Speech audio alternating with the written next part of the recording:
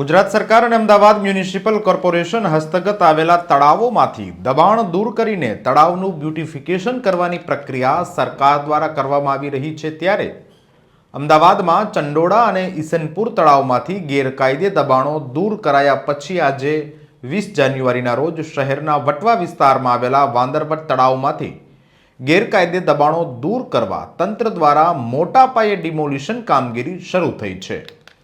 અમદાવાદના વટવા તળાવમાં mega demolition દરમિયાન પોતાના મકાન તૂટતા જોઈને અનેક મહિલાઓ રડી પડી હતી। શું છે આખો મામલો, વિગતે ચર્ચા કરીએ। નમસ્કાર, હું છું રિયાઝ, સ્વરાજમાં આપનું સ્વાગત છે। અમદાવાદ શહેરના વટવા વિસ્તારમાં આવેલા વાંદરવટ તળાવમાં રહેલા 450 રહેણાંક અને 30 કોમર્શિયલ દબાણો દૂર કરવામાં આવ્યા છે। આજે વહેલી સવારથી કુલ 4 ફેઝમાં 8 ટીમે ડિમોલિશન કામગીરી શરૂ કરી છે અને આજે બપોર સુધીમાં સંપૂર્ણ કામગીરી પૂર્ણ કરાશે। શહેરના ઝોન 6 પોલીસ સ્ટેશનના 500 જવાનો અને કોર્પોરેશનના 300 અધિકારી કર્મચારીઓ આ કામગીરીમાં જોડાયા છે। 10 હિટાચી મશીન અને 5 જેસીબી મશીન તેમજ શ્રમિકોની મદદથી દબાણો દૂર કરાઈ રહ્યા છે। ઉલ્લેખનીય છે કે ધાર્મિક સિવાયના દબાણો હટાવાશે અને વર્ષ 2010 પહેલા વસતા લોકો માટે વૈકલ્પિક વ્યવસ્થા કરવામાં આવશે।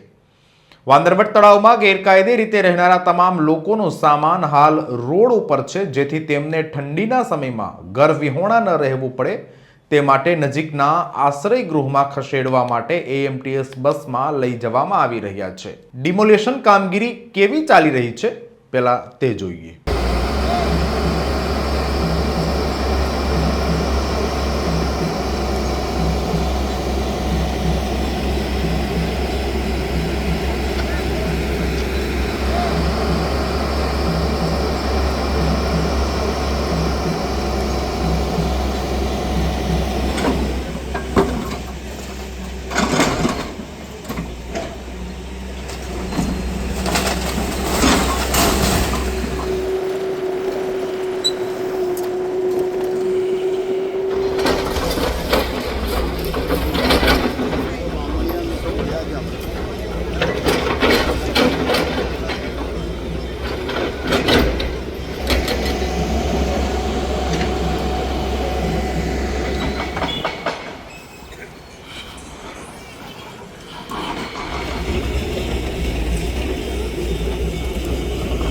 મ્યુનિસિપલ કોર્પોરેશન દ્વારા આજે તમામ દબાણો દૂર કરી દેવામાં આવશે અને ત્યારબાદ કાટમાળ હટાવવાની કામગીરી હાથ ધરાશે।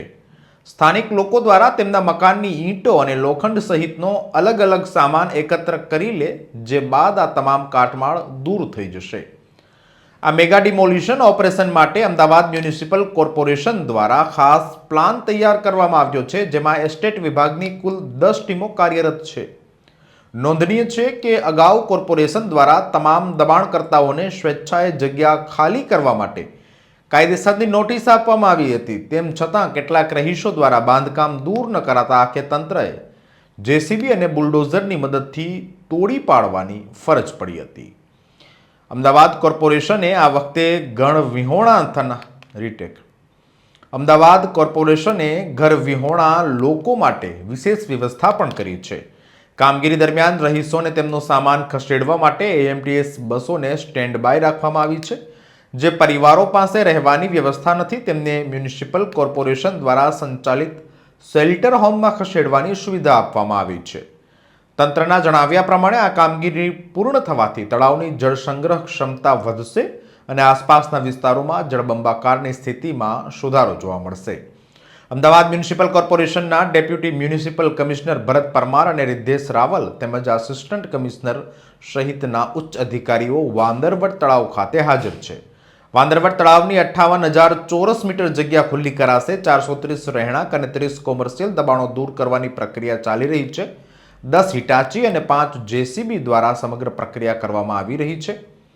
વાંદરવટ તળાવ, મહાલક્ષ્મી તળાવ અને રોપડા તળાવનું ઇન્ટરલિંકિંગ કરવાનું હોવાથી હાલ દબાણની કામગીરી કરવામાં આવી રહી છે। સમાચારોમાં અત્યારે બસ આટલું જ। પડપડની અપડેટ્સ માટે જોતા રહો સ્વરાજ। ધન્યવાદ।